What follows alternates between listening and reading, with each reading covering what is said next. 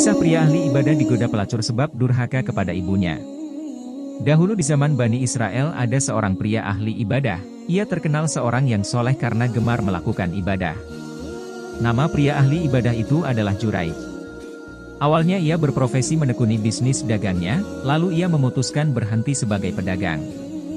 Ia merasa lebih suka beribadah kepada Allah daripada menyibukkan diri dengan urusan duniawi yang fana.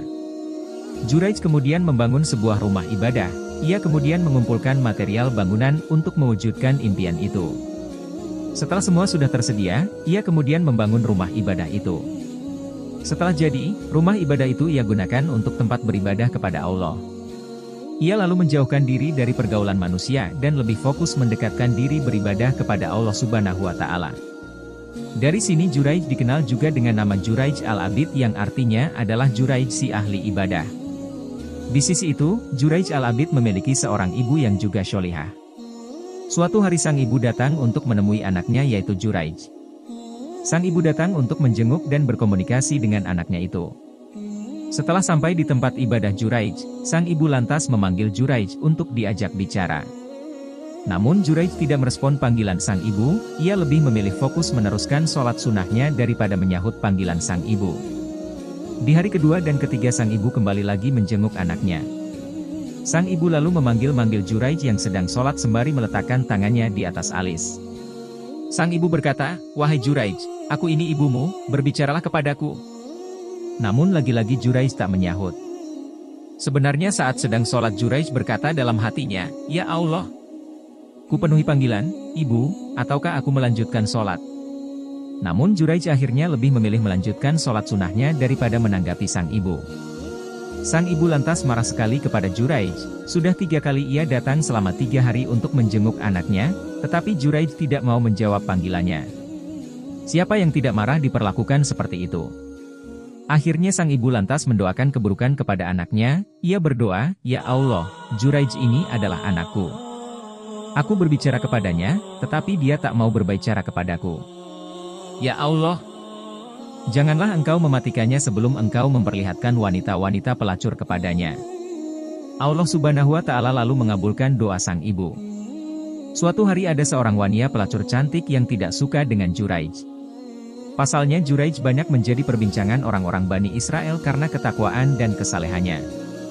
Si pelacur lalu mencoba menggoda Juraij untuk memfitnah dan menghancurkan nama baiknya. Namun saat Juraij digoda oleh wanita pelacur, ia tak menoleh sama sekali ke arah si pelacur apalagi tergoda. Juraij tetap fokus sholat seakan tak melihat wanita pelacur. Godaan wanita pelacur akhirnya gagal, namun ia tak putus asa. Ia lalu merencanakan perbuatan busuk untuk memfitnah Juraij. Ia lalu menghampiri pria pengembala kambing yang biasa tidur di biara Juraij. Ia lalu menyerahkan tubuhnya kepada pria pengembala itu. Alhasil, malam-malam pria pengembala kambing itu lalu menyetubuhi si wanita pelacur. Dari hubungan gelap inilah yang akhirnya membuat wanita pelacur hamil. Setelah si wanita pelacur melahirkan, ia lalu mengatakan kepada orang-orang jikalau anak yang ia lahirkan adalah hasil hubungan gelap dengan Juraij. Ia mengaku jikalau anak itu adalah anak hasil berzina dengan Juraij. Terkejutlah orang-orang mendengar hal itu, padahal ia sudah dikenal dan dipercaya sebagai orang syolih dan ahli ibadah. Mereka kini menganggap jikalau ibadahnya Juraij hanyalah kebohongan dan pamer semata. Para penduduk lantas marah sekali dengan perbuatan busuk Juraij. Dulu yang awalnya dikenal orang syolih ternyata adalah serigala berbulu domba. Mereka lantas berdundun mendatangi Juraij dengan membawa kapak dan cangkul. Orang-orang lantas menyuruh Juraij turun dari tempat ibadah palsunya. Juraij tidak juga merespon mereka dan memilih tetap melanjutkan sholatnya. Karena tak direspon, orang-orang lalu mulai merobohkan tempat ibadah Juraij. Ketika Juraij mendapati tempat ibadahnya dihancurkan penduduk, barulah ia mau turun dari peribadatannya. Namun malang, saat sudah turun ia malah diteriaki dan dipukuli orang-orang.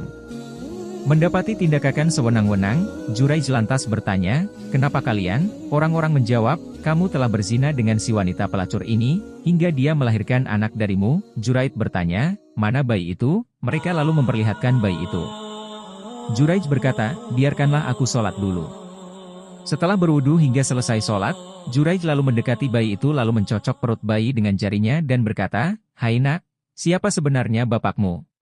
Tiba-tiba terjadilah keajaiban, atas kuasa Allah, bayi itu lantas bisa berbicara dengan suara jelas, "Bapakku adalah Fulan, si pengembala kambing." Akhirnya terkejutlah orang-orang atas keajaiban itu. Juraij bukanlah seperti apa yang mereka sangka, mereka lalu merasa bersalah karena telah menuduh buruk Juraij.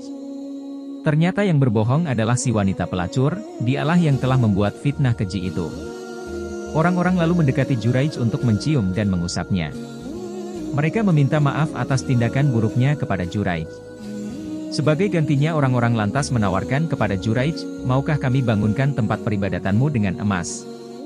Namun Juraij menolak dengan berkata, "Tidak usah, kembalikan saja, biar itu, dari tanah seperti semula." Orang-orang lalu bersama-sama membangunkan kembali tempat ibadah Juraij. Mereka lalu mengumpulkan material dan memulai mendirikan bangunan biara Juraij. Mereka membangun biara dengan berbahan tanah. Setelah bangunan jadi, Juraij lalu kembali masuk ke peribadatan untuk beribadah kembali kepada Allah. Inilah kisah dampak kutukan dari doa sang ibu karena si anak berani durhaka dan membuatnya marah. Seharusnya apabila seseorang tengah menjalankan sholat sunnah lalu tiba-tiba dipanggil ibunya, maka hendaknya ia menghentikan sholatnya atau meringankan sholatnya untuk segera memenuhi panggilan sang ibu.